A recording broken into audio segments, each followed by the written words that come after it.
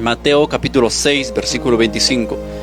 Dice, la palabra de Dios nos habla, nos dice o nos insta a permanecer firmes y valientes a pesar de las diversas adversidades que puedan presentarse en nuestra vida. La palabra de Dios siempre nos insta a ser valientes en la fe y a no permitir que ninguna circunstancia, por más grave que parezca, pueda truncar nuestra fe y nuestra esperanza en Dios. Es complicado muchas veces las situaciones que vivimos, como siempre les digo, sí es complicado.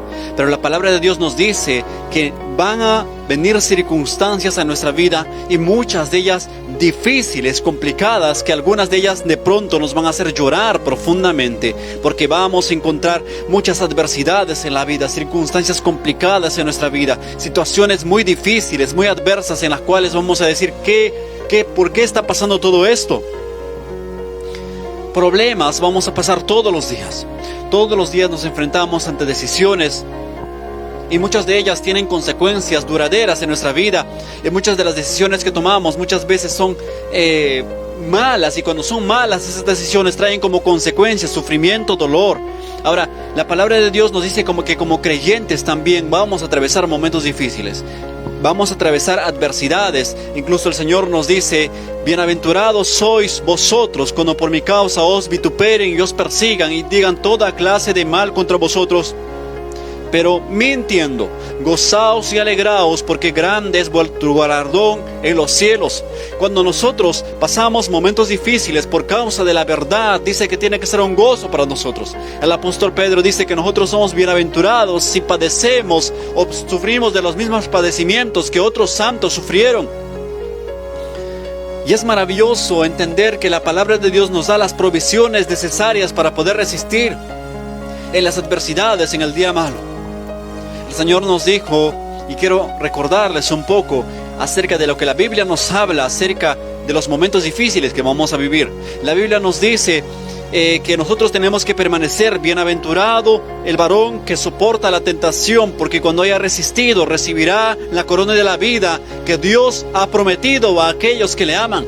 Las tentaciones van a venir todos los días para un creyente. Todos los días nos enfrentamos a esta vida que muchas veces es tan difícil, muchas veces es tan dura, a esta sociedad que muchas veces nos quiere poner valores que son contrarios a la palabra de Dios. Todos los días tenemos que luchar con pensamientos, con cosas que tienen o que quieren hacernos retroceder, pero por encima de todo nos levantamos en fe, en confianza, para seguir peleando la buena batalla.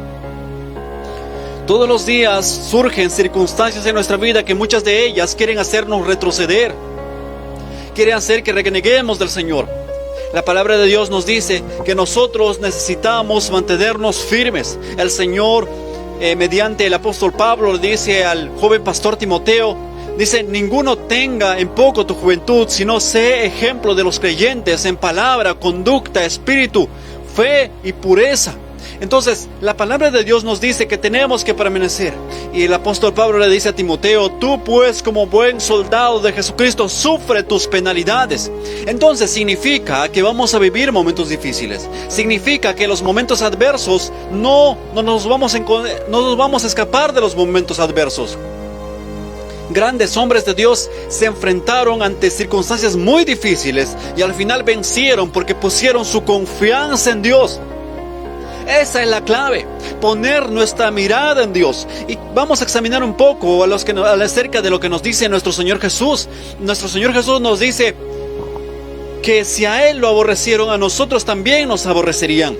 Ciertamente en la sociedad, alguna vez en el trabajo, seguramente se ha encontrado cuando te han dicho, bueno, tú eres cristiano, si eres cristiano te discrimina por ser cristiano. Dice, bueno, no sirves mucho porque eres cristiano, vete de aquí porque eres un cristiano. Si alguno ha sufrido eso, no niegue su fe, no se sienta tentado a negar su fe, a decir, bueno, entonces para que me contraten nuevamente tengo que negar a Cristo. No se sienta tentado a hacer eso, porque más grande es el Dios a quien servimos que cualquier circunstancia adversa que se pueda presentar en nuestra vida. Y el Señor nos dice en esta noche, 6 del capítulo capítulo 6 de Mateo, versículo 25. Por tanto os digo, no os afanéis por vuestra vida, qué habéis de comer o qué habéis de beber, ni por vuestro cuerpo, qué habéis de vestir. ¿No es la vida más que el alimento y el cuerpo más que el vestido? Cuando habla aquí en esta noche, la palabra del Señor nos dice a nosotros, no nos está diciendo que no tenemos que trabajar, no está diciendo que no tengamos proyectos, no está diciendo que no tengamos nosotros proyectos de vida, que de comprar una casa, de comprar algo. No nos está diciendo esto. Nos está diciendo que por encima de todo tiene que estar Dios en nuestra vida y todo el resto tiene que estar en segundo lugar.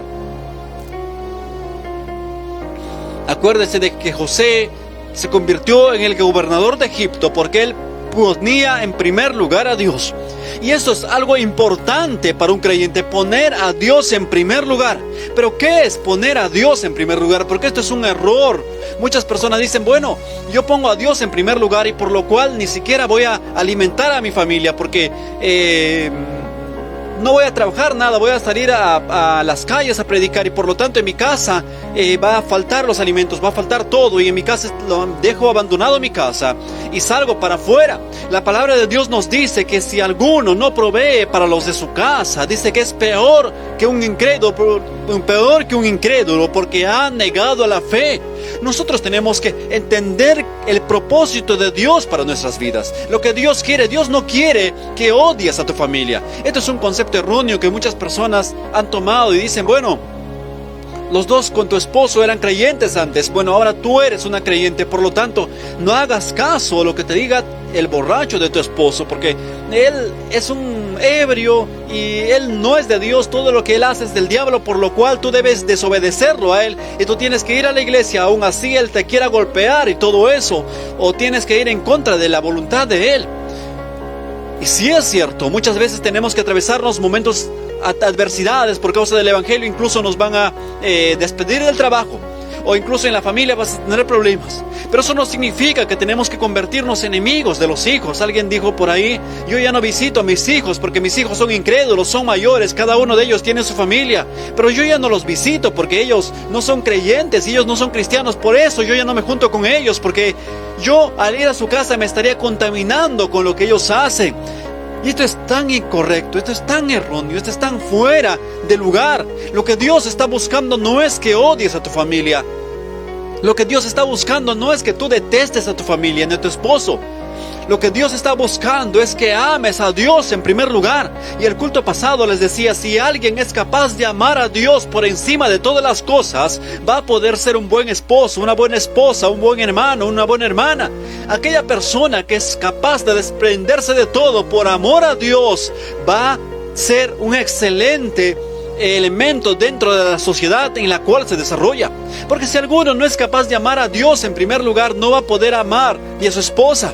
Porque en el primer momento, los matrimonios atravesamos momentos difíciles todos los días. O constantemente nos vemos en problemas. Pero problemas ¿de qué tipo? Problemas que pueden ser de diversa forma. No necesariamente sean problemas graves, pero de pronto algo falta en la casa y puede haber un cambio de palabra, puede pasar eso.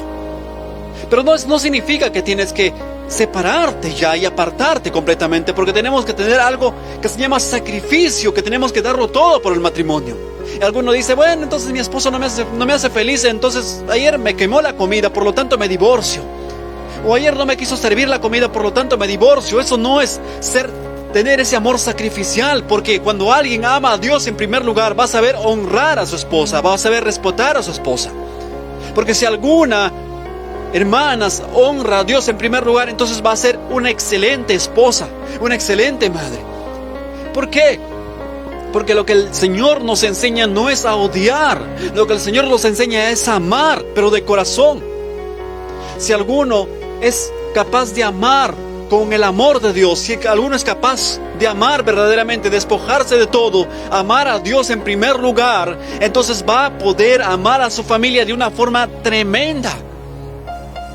Porque si no, un matrimonio que se enfrenta, como hace un momento les dije, ante un problema, va a decir, bueno, tú por tu camino y yo por el mío, porque al parecer no nos entendemos, así que se rompe todo.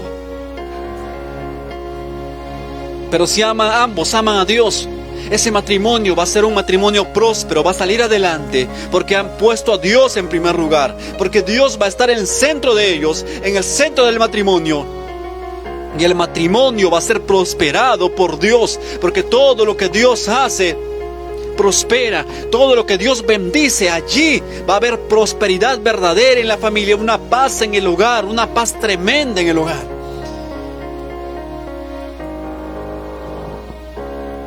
Cuando la palabra de Dios nos dice: ninguno que no aborrezca a su padre, a su madre,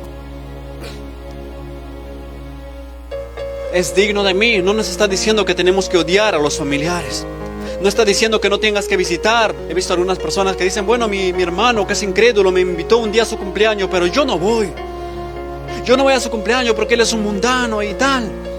Yo no voy ni siquiera a visitarlo a él porque él es del mundo y él no sé, yo cuando hablo con él siento que me contamino y él está lleno de pecado y yo soy demasiado santo, puro que me puedo contaminar con el pecado de él. Es tan erróneo ese concepto, es tan erróneo, es tan legalista. Es tan legalista que no tiene nada del amor de Dios. No tiene nada del amor de Dios. Nuestro Señor Jesús se juntaba con las personas y donde sea que nuestro Señor llegaba, acuérdese, había un cambio verdadero. Cuando aquella mujer tuvo un encuentro con el Señor, aquella mujer que se dedicaba a la mala vida, tuvo un encuentro con el Señor, su vida cambió por completo. Desde el momento que conoció a Jesús, su vida cambió. Cuando Jesús entró a la casa de Zaqueo, Zaqueo dijo: si a alguno yo he dañado, voy a retribuirle, voy a resarcirle 2, 3, 4, 5 veces más. Y si a alguien yo robé, yo le voy a devolver 4 veces más de lo que yo le robé. Si a alguno ha hecho mal, le voy a resarcir. Se da cuenta del cambio tremendo que el Señor provocó por él visitar la casa de él. Porque dijo el Señor: hoy la salvación ha venido a esta casa. Y alguno hubiera dicho: pero no entres a la casa de ese cobrador, ese publicano. No entres a la casa suya, porque si entras te vas a contaminar.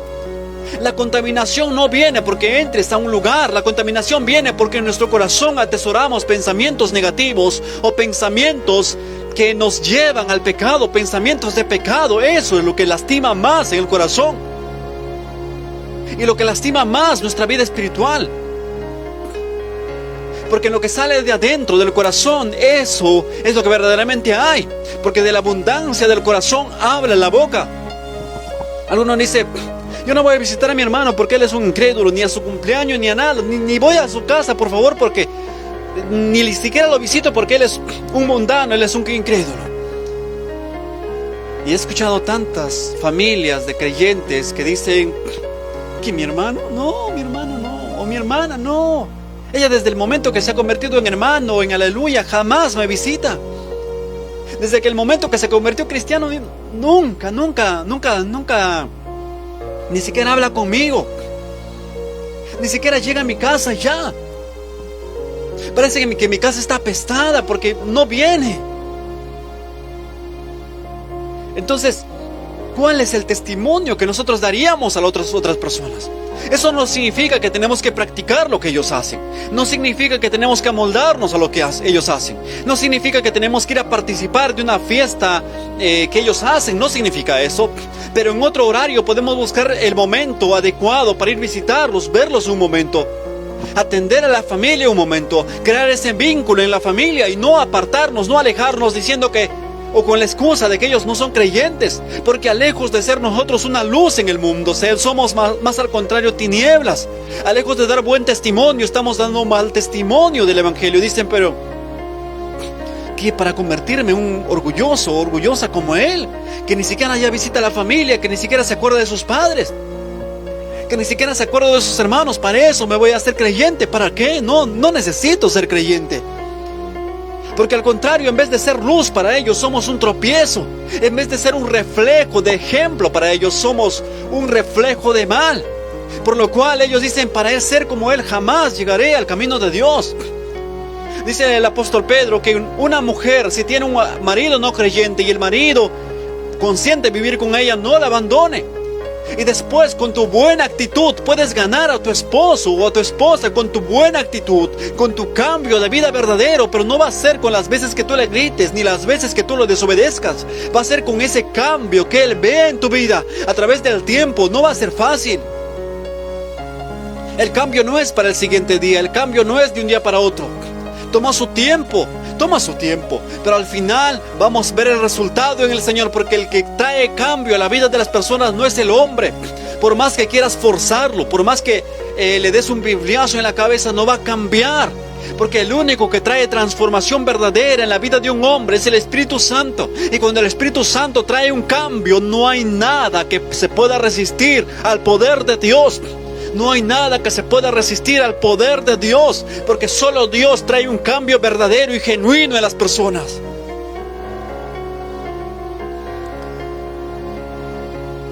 Cuando la palabra de Dios nos habla que tenemos que amar a Dios en primer lugar, no nos está diciendo que tenemos que aborrecer a los que están en casa, ni a la familia de sangre. Al contrario, todos los días nosotros debemos pelear la buena batalla. Nosotros debemos ser ejemplo para aquellos que no conocen del Señor, para aquellos que no conocen de Jesús. Nosotros debemos ser un ejemplo para ellos. Cada día, por nuestro buen testimonio, deberíamos ganarlos a ellos con nuestro buen testimonio, nuestra buena actitud. Por más que yo le hable 10, 20, 30, 40 veces a una persona, si mi actitud muestra algo contrario al amor de Dios, esa persona no se va a convertir.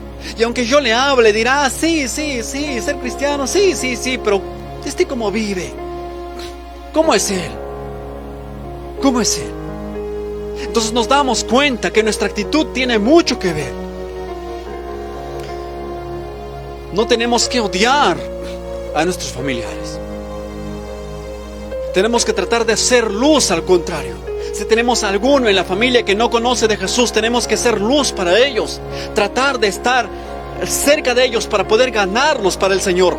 Tratar de ser luz donde hay tinieblas. ¿Dónde se pone la luz? Cuando es al mediodía, cuando está en su máxima fuerza el sol, en un campo abierto, ahí no se necesita la luz, porque allí hay la luz del sol, ahí está alumbrando muy fuerte. Pero la luz se necesita en los espacios donde hay oscuridad, como en un cuarto cuando anochece y no hay ninguna forma de ver. Allí se necesita la luz. La luz no se necesita al mediodía donde hay mucha luz.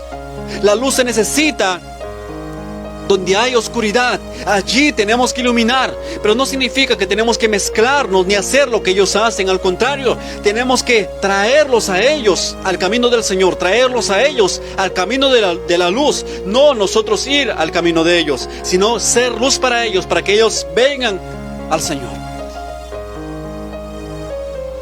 ¿De qué serviría que yo ponga un foco en un campo abierto a las 12 del mediodía? ¿Verdad que no serviría de nada? Incluso la luz que estaría reflejando el foco sería demasiado tenue con respecto a la luz tan grande que hay, que es la luz del sol.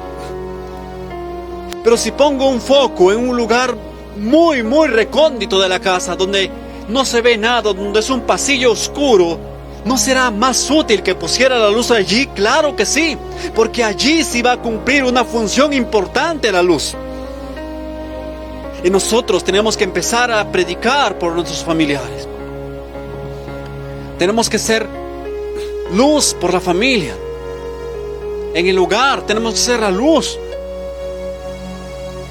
Tenemos que predicar la palabra de Dios, llevar la buena nueva, pero empezar por casa. Hay alguno que vive predicando en las calles, pero jamás ha predicado en casa. Jamás le ha predicado a la familia. O si alguna vez ha hablado algo a la familia, lo ha hecho en una forma tan grotesca, lo ha hecho de una forma tan mala, o lo ha hecho con una actitud que no corresponde. Y después, acompañado de esa mala actitud, fue un mal testimonio. Y ambas juntas hacen que su familia diga, no, para ser como él, ¿para qué? No, ¿para qué? No. De lejos que no. Porque si mi testimonio no acompaña mi palabra, el reflejo que verá otra persona será algo muy triste. Y mientras él me escuche, sí, dirá, pero dentro de él se va a reír de lo que yo le digo. Porque va a decir, este me quiere convencer para convertirme en alguien mucho peor que él. Y la palabra de Dios nos dice, no os afanéis por vuestra vida. ¿Qué habéis de comer? ¿Qué habéis de beber? ¿Qué habéis ni por vuestro cuerpo? ¿Qué habéis de vestir? No significa que no tenemos que preocuparnos por trabajar. No significa que no tenemos que preocuparnos por hacer las cosas bien. No significa que no tenemos que comprarnos ropa. No, que dice la palabra de Dios, el que no trabaje tampoco coma. La escritura es bien clara y bien categórica cuando nos dice que el Señor nos llama a trabajar y cada uno coma del fruto de su trabajo. Eso es algo bíblico. Lo que el Señor nos está tratando de decir, o lo que el Señor nos está diciendo directamente, es que pongamos nuestra confianza en Dios y nos abandonemos en sus brazos. ¿Qué significa esto? Hay cosas que no vamos a poder hacer nosotros. Hay cosas que no vamos a poder nosotros hacer. Y más adelante lo vamos a leer. ¿Por qué? Porque la escritura nos dice, aunque tú te afanes mucho, no vas a crecer de estatura. Si es tu preocupación crecer, ni aunque te afanes mucho, no vas a crecer. Hay cosas en nuestra vida que no lo podemos hacer nosotros. Hay cosas en nuestra vida que va fuera de nuestra fuerza. Y esto no lo entendemos porque pensamos que todo lo podemos hacer. Decimos, yo lo puedo hacer todo, porque por lo tanto nadie me puede decir que yo no puedo, porque yo lo puedo todo. Hasta que un día dicen, tienes cáncer terminal y te quedan 3 años te quedan solamente 3 meses de vida. Y allí aquella persona que se cree tan sabio como para no obedecer a Dios, dice, ¿y ahora dónde voy? Y se va a una clínica y le dicen, tienes 3 meses. Se va a otro lugar, le dicen, tienes 3 meses. Se va a otro lugar, le dicen, tienes 3 meses. Y no hay opción, no hay nadie que le dé una buena noticia. Todos le dan noticias adversas, de fracaso, de que él se va a morir. Y todos le dicen, ya disfruta tus últimos momentos con tu familia, porque para ti no hay esperanza. Y esta persona se desespera, dice, ¿dónde busco solución? ¿Quién me puede ayudar? Y es allí donde aprende a reconocer que hay cosas que el hombre no puede hacer. Hay cosas que el hombre no puede hacer por ti. Hay cosas en las cuales solamente Dios puede intervenir, como el corazón del hombre, que nadie puede cambiarlo, ni la psicología, ni ninguna medicina puede cambiar a ninguna persona. Solamente Dios puede traer ese cambio verdadero en la vida de aquellos que lo creen verdaderamente. Cuando la Biblia nos está diciendo aquí, no os afanéis, está hablando de un afán enfermizo. Está hablando de algo enfermizo donde está todo el tiempo preocupado por qué haré en esto, qué haré en lo otro, y se afana tanto que no tiene tiempo para buscar de Dios, que está tan ansioso que quiere resolverlo todo. Pero lo que nosotros tenemos que hacer es trabajar hasta donde las fuerzas nos den, es cuidar de la familia hasta donde las fuerzas nos den, es hacer todo lo necesario hasta donde las fuerzas nos den. Y le decimos, Señor, todo lo que yo no puedo hacer, yo sé que tú lo puedes hacer por mí, porque tú conoces mi necesidad, tú conoces mi circunstancia, mi situación, todo en mí tú lo conoces. Por lo tanto, yo sé que todo lo que yo no puedo hacer, tú lo harás por mí. Esa es mi confianza viva todos los días. Eso es lo que está diciendo la palabra de Dios, que no te afanes. El afanarse solamente te va a traer la enfermedad. Cuando alguien está demasiado ansioso por hacer una cosa o la otra, al final se llena de tanta ansiedad que deja de ser eficiente. Quieres hacer esto y lo otro, quieres solucionarlo todo al mismo tiempo. Y ves que las fuerzas ya no te alcanzan y tienes 2, 3 turnos de trabajo y ni aún así te alcanza el dinero para poder pagar todas las cuentas. Y dices, ¿quién me puede ayudar? Y cuando el Señor sabe que ya has dado todo de ti, el Señor hará las cosas que son imposibles para el hombre. El Señor lo hará por nosotros. Porque no estamos solos, tenemos un Dios poderoso, grande, omnipotente, omnisciente, lento para la ira y grande en misericordia y verdad, que levanta y ama a aquellos que de verdad y de corazón le buscan.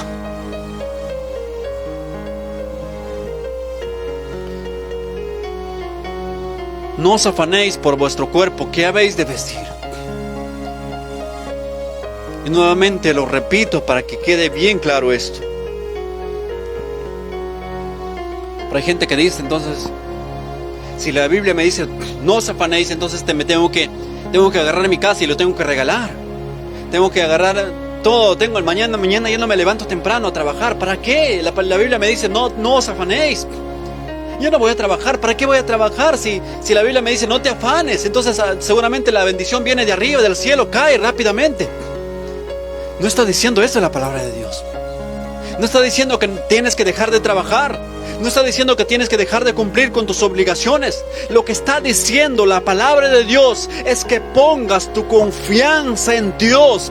Que las cosas que escapan de tus fuerzas, que tú no puedes hacer, el Señor lo hará por ti conforme a las riquezas de su gloria y su gran misericordia que Él tiene con aquellos que de corazón le buscan. No es la vida más que el alimento y el cuerpo más que el vestido. Aquí vamos entendiendo un poco de lo que nos habla la palabra de Dios en esta noche. Nos está diciendo hay cosas más importantes que el alimento. Hay cosas más importantes que el vestido. Y allí es lo que les decía desde el inicio. Hay cosas más importantes que el afanarse. Cuando te afanas con ansiedad, no tienes tiempo de buscar a Dios, no tienes tiempo de congregarte, no tienes tiempo de orar, no tienes tiempo de predicar la palabra. Tienes una ansiedad, un afán enfermizo que está haciendo que te concentres en cosas vanas. Y al final estás dejando lo más importante. Estás dejando a Dios. Y cuando dejas a Dios, te van a venir maldiciones por cuanto te alejas de Dios. Cuando alguien se afana, está haciendo con afán cualquier actividad, cualquier cosa, como buscando la forma de satisfacerse, llenarse, pero al final está abandonando lo más importante, que es poner su mira en lo que hay arriba en el reino de los cielos.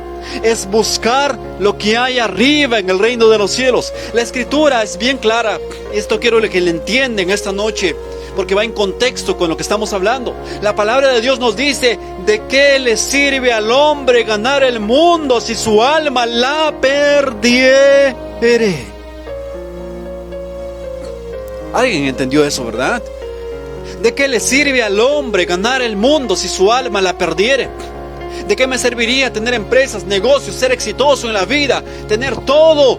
Pero al final, si mi alma la perdiere, ¿de qué me serviría las riquezas de este mundo? De nada, porque con riquezas terrenales no se pueden comprar las riquezas celestiales, porque las riquezas celestiales el Señor las da por misericordia, por amor a aquellos que de corazón le buscan y aquellos que verdaderamente se entregan al Señor.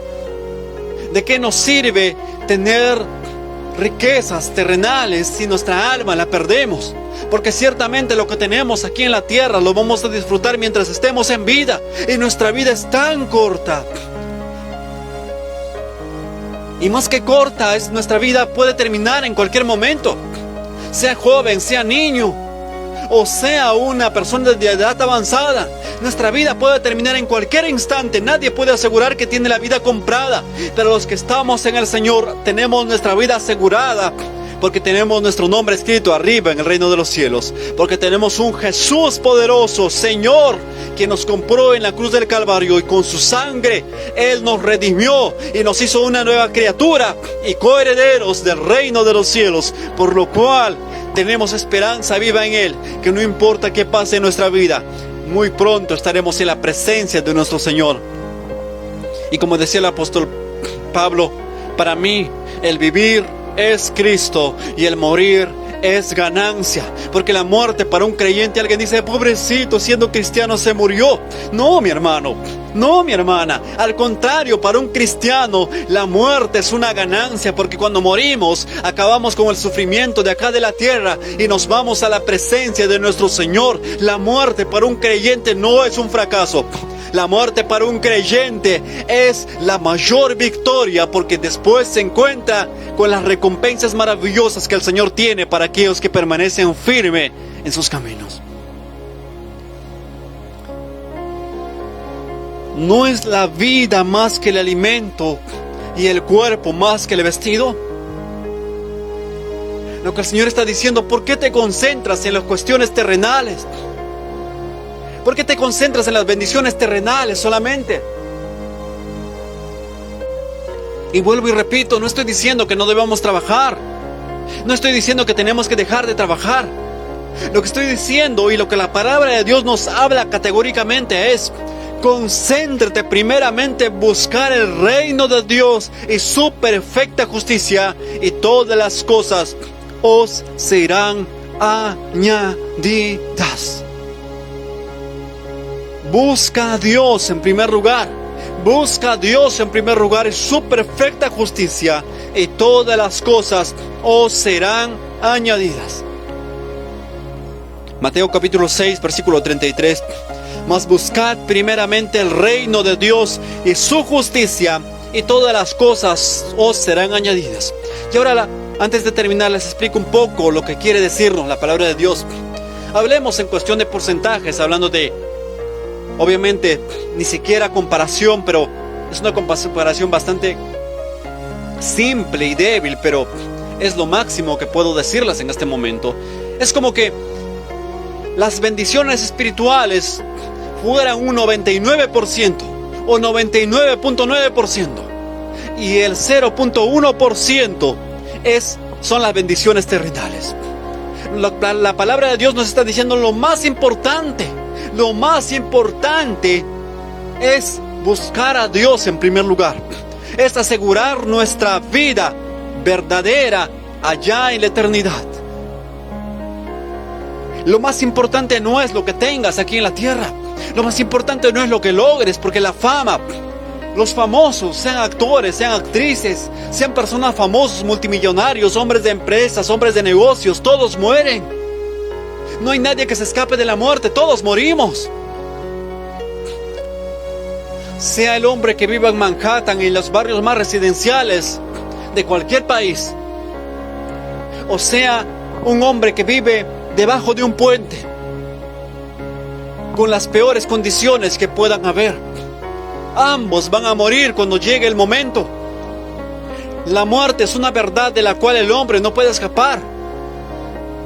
Es más, el Señor, acuérdese cuando Adán y Eva pecaron, dijeron, ellos voluntariamente pecaron contra Dios y dijeron, tomaron el árbol del bien y del mal, del cual el Señor les mandó que no tomasen. El Señor dijo, vamos a sacar al hombre del huerto, no vaya a ser que ellos tomen también el árbol de la vida y ellos vivan para siempre.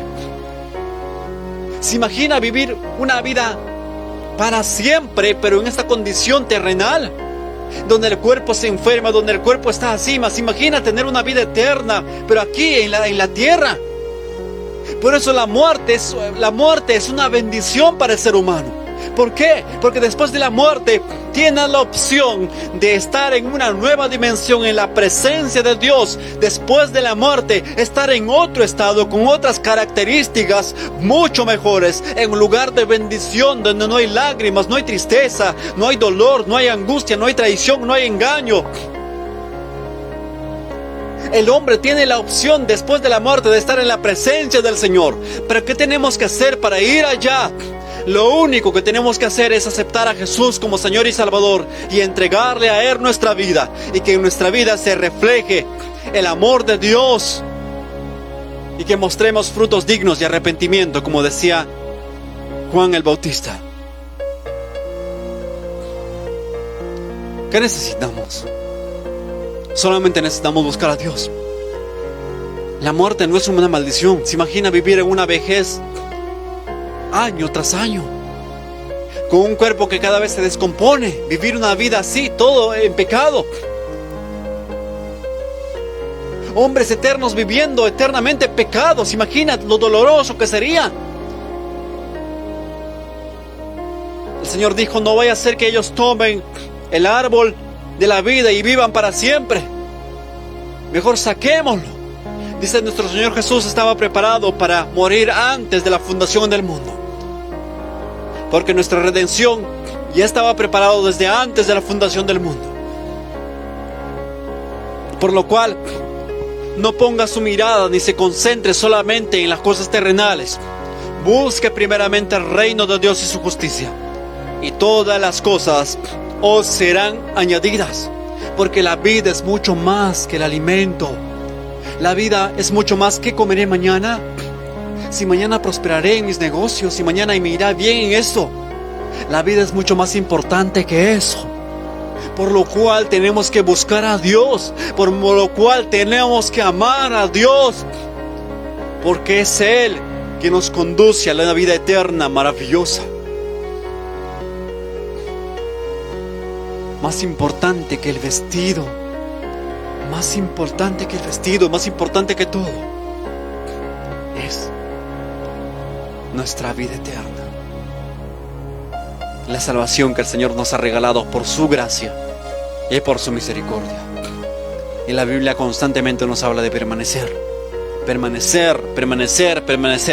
peleando la buena batalla, viviendo una vida de santidad y de piedad. Vamos a continuar este mensaje en el próximo culto. Padre bendito, te damos las gracias, Señor, por tu amor, por tu bondad, por tu misericordia. Te damos las gracias porque en tu presencia estamos y nuestra vida en ti está segura. Padre, ayúdanos a poner por sobre todas las cosas, Señor amado Rey, ponerte solo a ti, amarte, adorarte, vivir en tu presencia. Ayúdanos a despojarnos de todo pensamiento humano, todo pensamiento que nos lleva a alejarnos de ti. Y enséñanos a vivir en santidad, en obediencia. Enséñanos a vivir una vida santa delante de ti todos los días. Limpia nuestras mentes, nuestros corazones y ayúdanos a vivir una vida santa cada día, Señor, como tu palabra lo manda. Y te damos gracias porque tú eres bueno. Te damos honra, te damos gloria, te damos alabanza, mi Señor, solamente a ti. Guíanos por un camino de verdad, por un camino de rectitud y de justicia. Y oramos también por hombres y mujeres que están atravesando momentos difíciles. Bendícelos, ayúdalos, consuélalos, Señor, y fortalécelos con el poder de tu amor y con el poder de tu fuerza. Te damos las gracias y te damos la honra y gloria solamente a ti. Gracias, gracias, gracias, mi Señor, en el nombre de Jesús.